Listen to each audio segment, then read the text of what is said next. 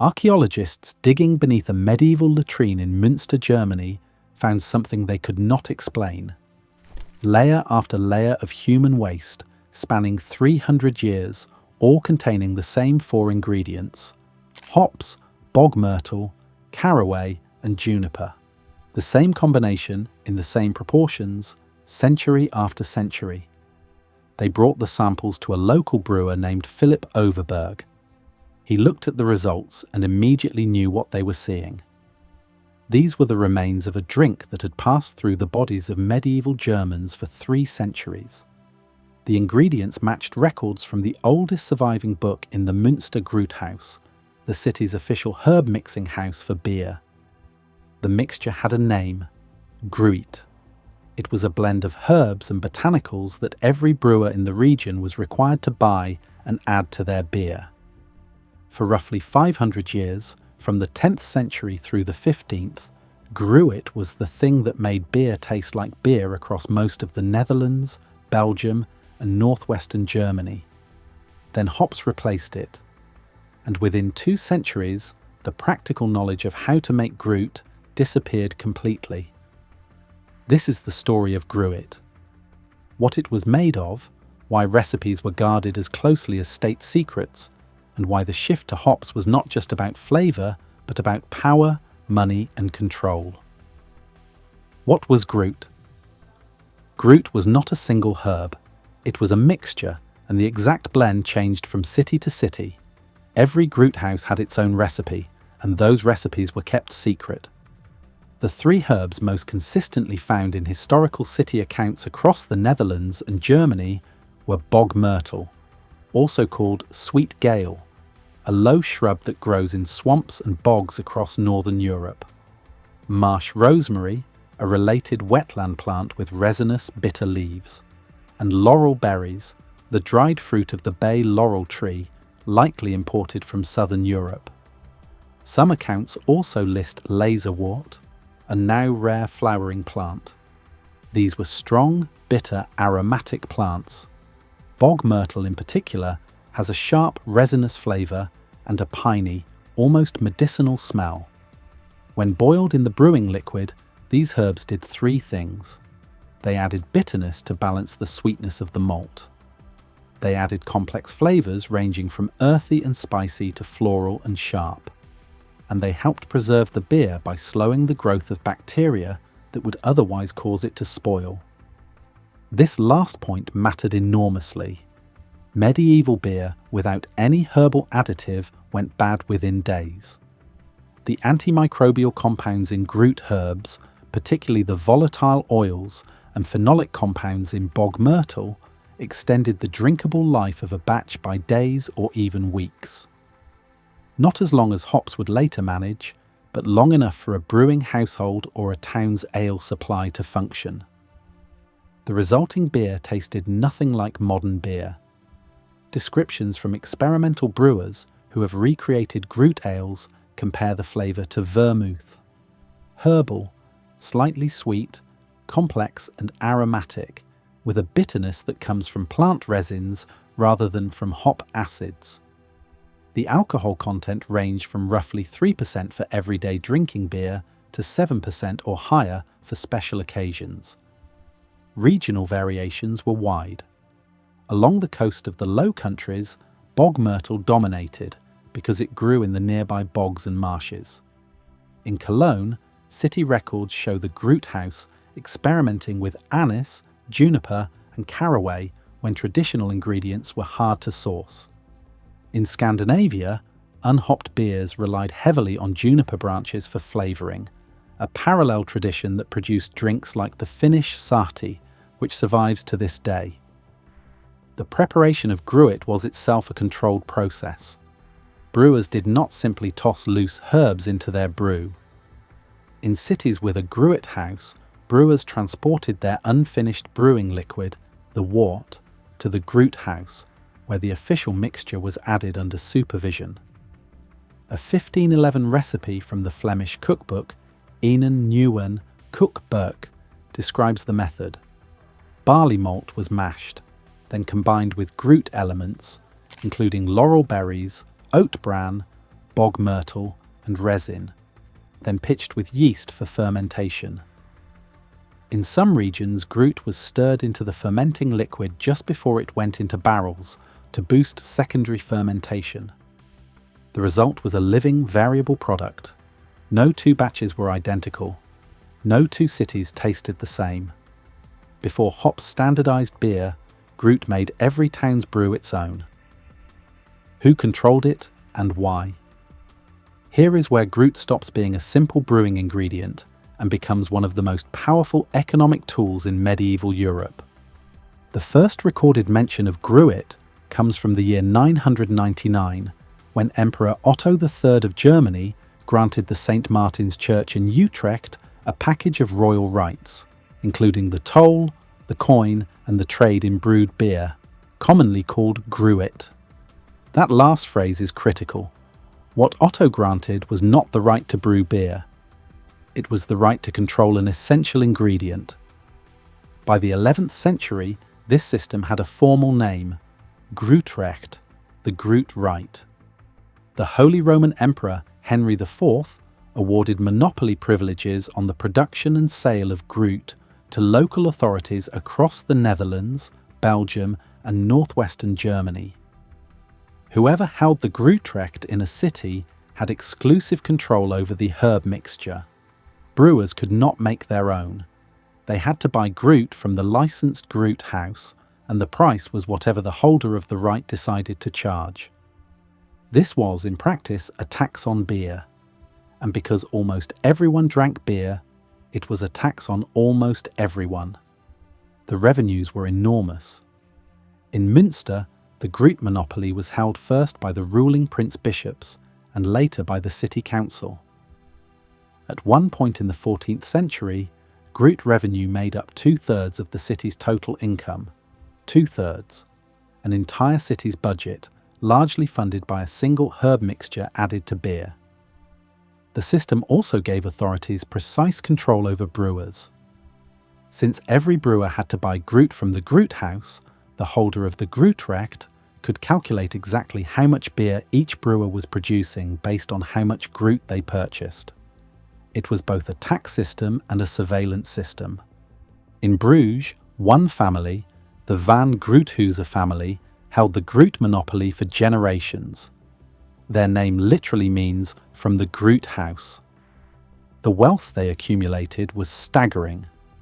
Lodewijk van Groothuizen, born around 1427, became an advisor to Philip the Good, Duke of Burgundy, and was elevated to the Order of the Golden Fleece, one of the highest honours in European nobility. His city palace in Bruges, built on Gruit money, is now the Groothuis Museum. Even after brewers began switching to hops, the family maintained its income by converting the Gruit tax into an excise duty on all beer brewed or imported into Bruges. Recipes were guarded accordingly.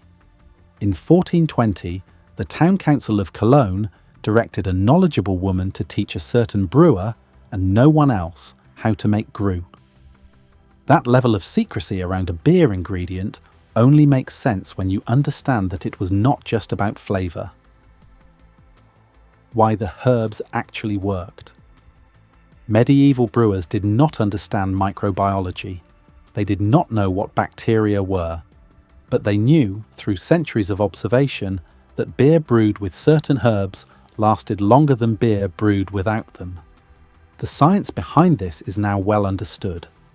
Many of the plants used in Gruit contain antimicrobial compounds, chemical substances that slow or stop the growth of microorganisms. Bog myrtle produces volatile oils and resins that inhibit the bacteria responsible for souring beer, particularly species of lactobacillus. Yarrow contains similar antimicrobial properties. Sage, rosemary, and marsh rosemary all produce phenolic compounds that act against bacterial growth. These herbs did not work as well as hops. The alpha acids in hop flowers are more potent antimicrobials and provide more consistent preservation. A well-hopped beer could last weeks or months. A Gruit beer needed to be consumed within days to a few weeks before it began to sour. This is one reason medieval brewing happened on a small local scale. Beer did not travel well because Gruit could not keep it stable long enough for long-distance trade. But here is what Gruit did that hops did not. It created variety. Every city's Gruit tasted different because every city's Gruthaus used a different recipe based on which plants grew nearby. Beer in one town tasted nothing like beer in the next town. The herbs produced a spectrum of flavours: earthy, floral, spicy, resinous, sweet, bitter, that modern hop-dominated beer does not even attempt. A brewer working with Gruit had dozens of plants to choose from. A brewer working with hops has one genus, humulus, with a narrower range of flavour compounds. There is also a less discussed property of several Gruit herbs. Bog myrtle, mugwort, and yarrow have mild psychoactive effects. They are not hallucinogenic in the way that word is commonly understood, but they produce a different quality of intoxication than alcohol alone. Some historical accounts describe Gruit beer as more stimulating and aphrodisiac compared to hopped beer, which has mildly sedative properties. Stephen Harrod Buhner, author of Sacred and Herbal Healing Beers, has argued that this difference in effect was one reason ecclesiastical authorities eventually favoured hops. A workforce drinking sedating hopped beer was easier to manage than one drinking stimulating Gruit ale. Whether or not you accept that argument, the chemistry is real. The herbs in Gruit were not decorative. They were functional antimicrobials, flavour agents, and mild psychoactives, all in one mixture. What happened to Gruit? The transition from Gruit to hops did not happen overnight. It was a slow shift that took roughly 400 years, starting in the 11th century in parts of southern and eastern Germany, and not reaching Britain until the late 16th century. The trigger was economic. Hops were cheaper. In areas where the Gruitrecht monopoly applied, the price of Gruit was kept artificially high by the authorities who profited from it. Hops, which grew wild across much of Europe and could be cultivated by any farmer, offered brewers a way to bypass the Gruit tax entirely.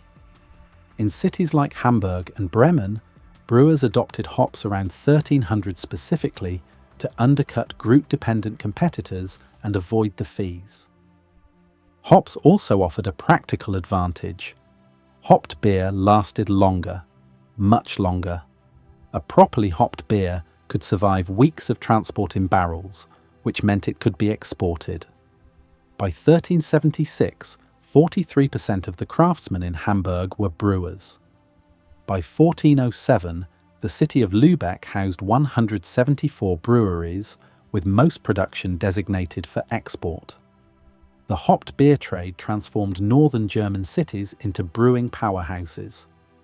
Gruit beer, which spoiled too quickly for long-distance trade, could not compete. The holders of the Grutrecht fought back.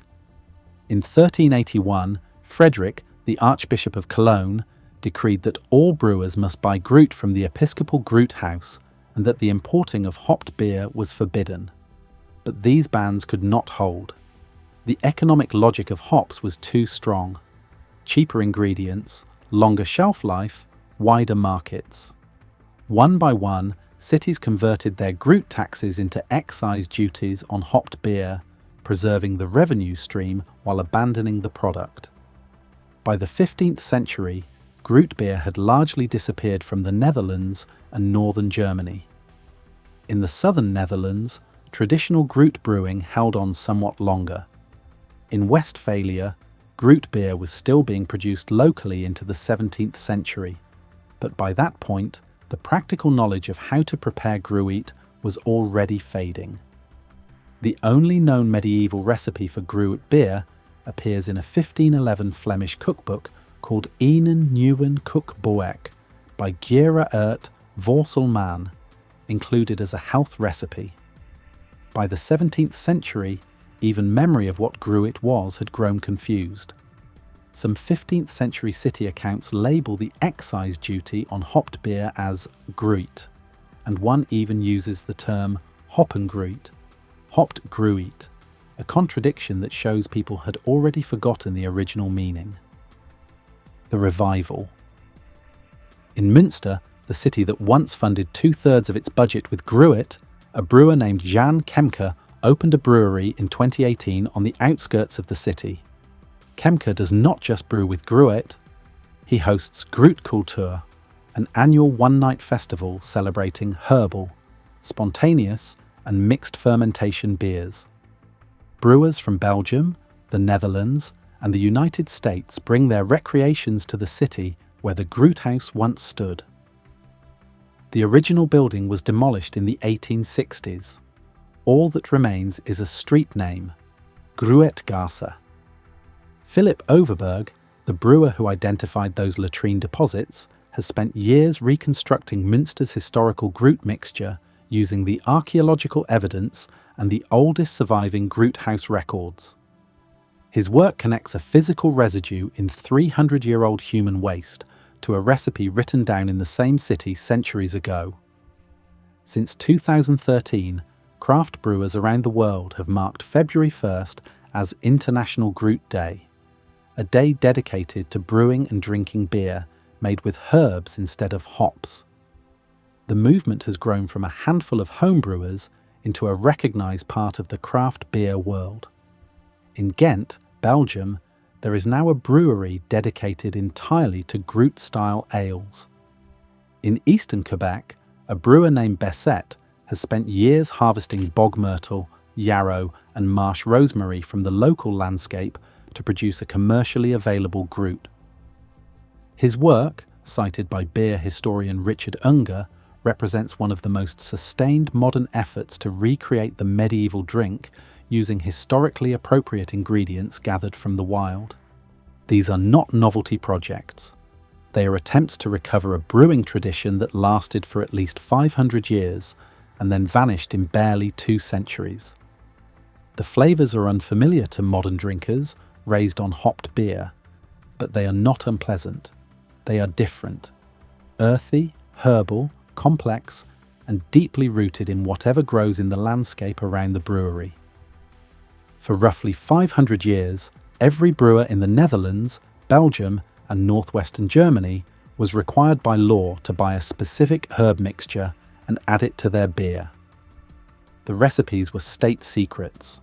The revenues funded cities. The flavour of beer was determined not by a brewer's choice, but by whichever plants grew in the bogs and marshes near the local Gruthaus. Then hops arrived, cheaper, more effective at preservation, and free from the monopoly pricing that had made Gruit so expensive. Within a few centuries, Gruit disappeared so completely that by the 1600s, people were using the word to describe the very hopped beer that had replaced it. Gruit was not a footnote in brewing history, it was the foundation. Every beer brewed in this part of Europe for half a millennium was built on it. The herbs came from the local landscape. The recipes were mixed behind closed doors. The profits built palaces and funded wars. And when it disappeared, it took with it an entire tradition of local, variable, landscape-driven brewing that the modern beer industry has only just begun to rediscover. If you found this valuable, hit that like button and subscribe. We investigate forgotten knowledge that the modern world left behind, not because the old ways were always better, but because some of them shaped entire economies, and we forgot to ask what was lost when they vanished. Drop a comment and tell us, what other lost food or drink traditions should we investigate next? Subscribe, and let's keep investigating.